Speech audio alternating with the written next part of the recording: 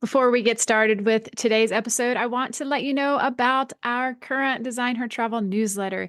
It is where we share all of the behind the scenes of the episode, my own personal stories, and travel tips that can help you travel longer for less or create the life of your dreams. It really is a place to connect even more deeply with Design Her Travel, and I would love for you to hop on our weekly newsletter. I won't spam you with daily email, but I will send you one beautiful newsletter a week. So if you are interested, then click the link in the show notes and get started now. I will see you there. Hello, everyone. Welcome to the Design Her Travel podcast. I'm your host, Kim Anderson. As an avid traveler, global nomad, and someone who considers themselves a citizen of the world, I want to say welcome. I'm so glad that you're here. My hope in creating this podcast is to inspire you to take the leap of faith and to design the life of your dreams. For me, that includes connecting with like-minded individuals and creating a community of souls living their best lives out in and around the world. Each week, you'll hear stories and conversations from fellow travelers who have figured out how to incorporate travel as a key component in their daily lives. Their stories are beautiful and inspiring, just like you. I can't wait to go on this journey with you. So let's do this. Here we go.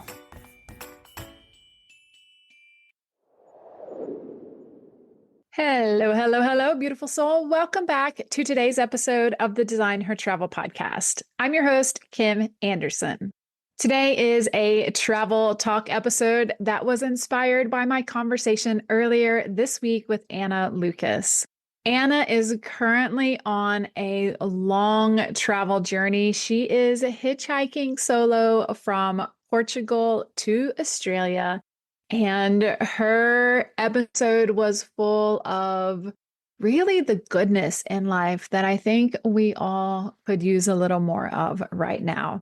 So if you haven't tuned to her episode, be sure and go back and do that. It's episode number 190. That's 190. You can click the link in the show notes or search 190 and it should pop right up. Speaking with Anna got me thinking about my own hitchhiking journey. It's not something that I did often on my travels, but it was interesting to sort of talk shop, I guess, for lack of a better word, with Anna about some of her experiences and the logistical side of catching a ride, especially in places like a city. Something that I discovered when I was hitchhiking was that it's really hard to hitch in a city. So I would take a bus outside of the city and then begin my hitchhiking journey on the outskirts of town. Anna said she also finds that the easiest way because also, let's face it, public transport is a thing in cities and it makes it really easy to just get to the outer borders. But the story that I want to tell you about today is very relatable to Anna's story, and it has to do with the kindness of humans, my first hitchhike ride, and how people thought I was absolutely crazy. So back to getting out of the city, my first ride was outside of Perth, and I decided to hitch from Perth to Sydney. When I went to Australia, my mission was to sail out of the country. And if you've listened to any of my prior episodes, you'll know that I went from the east coast of Australia over to Perth because I wanted to sail out of the country from Perth. Little old me was new to the sailing around the world scene and didn't know that nobody sails from Perth anywhere else.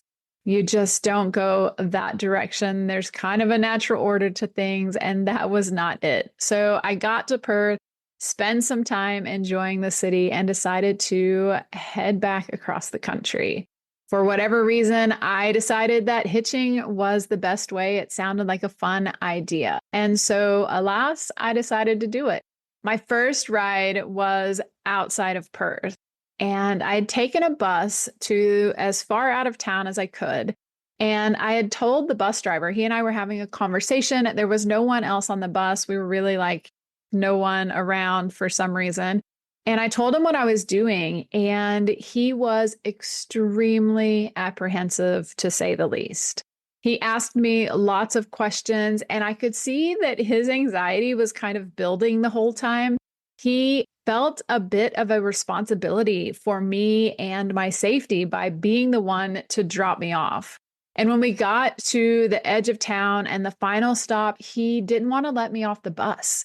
He was like, no, no, no, I can't do this. And mind you, this was around the time or the movie The Backpacker had just sort of exploded. And so that was a story about some backpackers, I believe, getting murdered in Australia. So I'm not super familiar with the story, but it had made the national news in Australia. So this man, with obvious reasons, was super apprehensive to let me off the bus.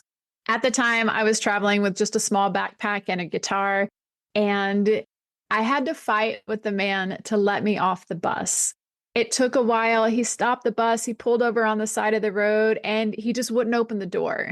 Bless his heart. He was like so worried about my safety, but I assured him it was fine. After a long dialogue, he finally let me out. And so I just want to say thank you to that man who probably spent the night worrying about my safety, but I'm fine. It was an amazing journey, and I thank him for finally letting me off the bus. I stand on the side of the road at the bus stop for less than 5 minutes before my first ride showed up. And this is the crazy part. So my first ride was a van, and it was white. And so if you were a kid of the 90s, you grew up with what we called the child molester van. And it was the white van without any windows. And, those were the ones that they always showed in movies to lure you in with candy, and then children disappeared.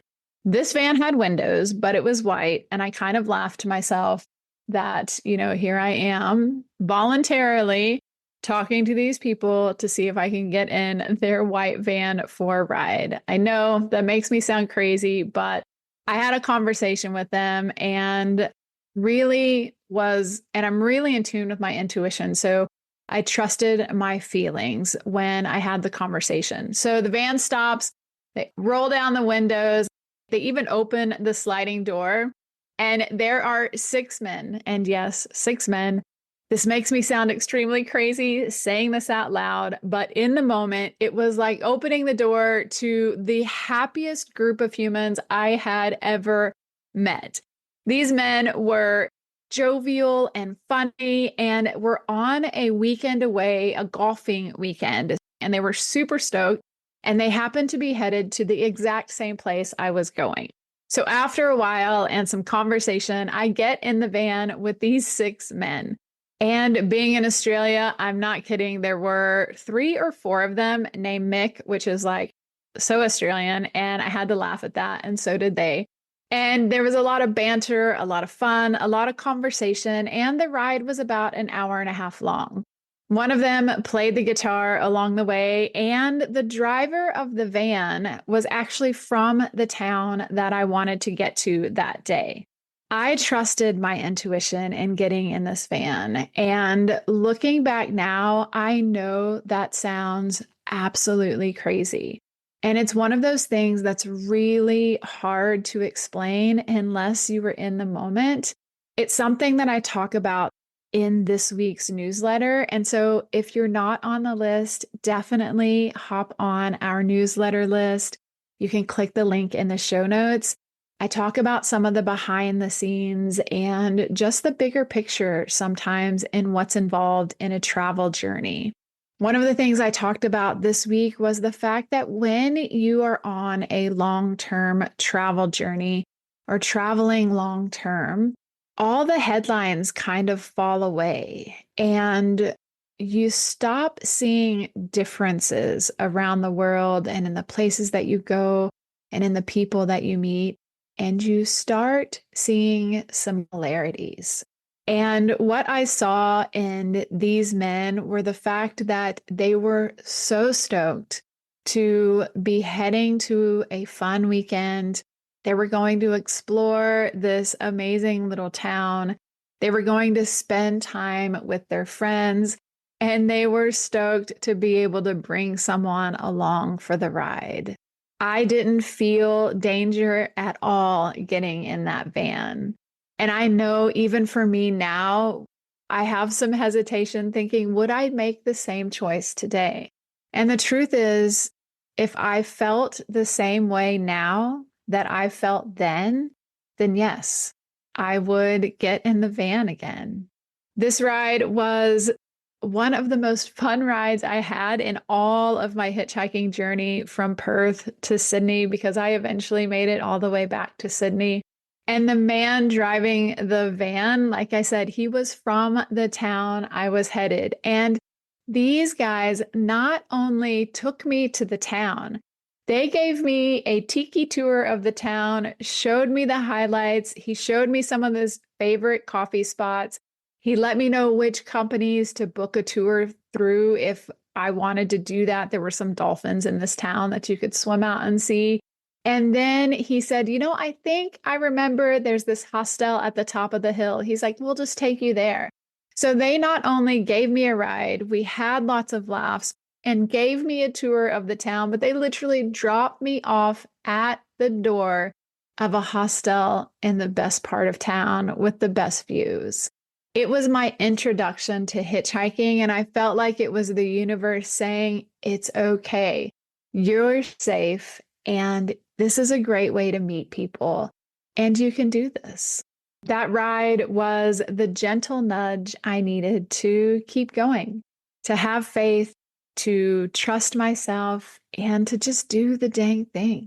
I think most of us will recognize that right now in this time, there's a lot of division being sown around the world. There are a lot of stories that are created to make us think that we're separate or we're different in one way or another. That may be different from religion or culture or country, or different somehow in our humanity. But the truth is, my experience has taught me that we are all more similar than we are different. And continuing to trust in the goodness of humanity is the key. It's the medicine that the world needs. It's one of the reasons that I loved Anna's story so much. And to be honest, most of the travelers that come on the podcast, most of us in one way or another have experienced the unity and the connection and the similarity of being human. My hope is that through Design Her Travel, you see that we are all more similar than we are different. And when you have that dream in your heart to take a journey or to do something differently, it's for a purpose.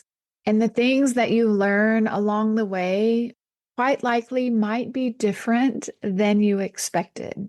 When I first set out traveling, I didn't know that the biggest thing I would learn is the fact that we're all similar. And I hope that in these stories, you also see yourself.